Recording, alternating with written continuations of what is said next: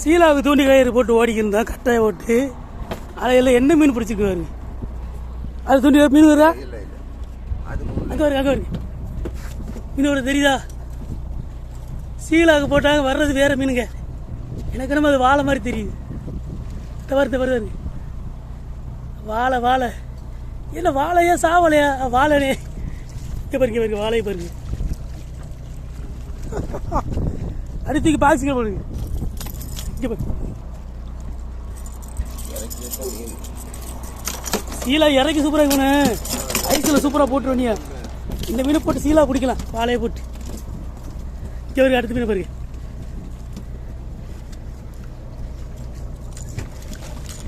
வெறும் இறையா கடலில் போச்சு. சரி இந்த இடத்துல சீலா கிடக்குன்னு பார்த்தா அந்த இறைக்கில் இந்த மாதிரி வாழை மீன் தான் கிடந்துருக்கு. அடுத்த வேலையை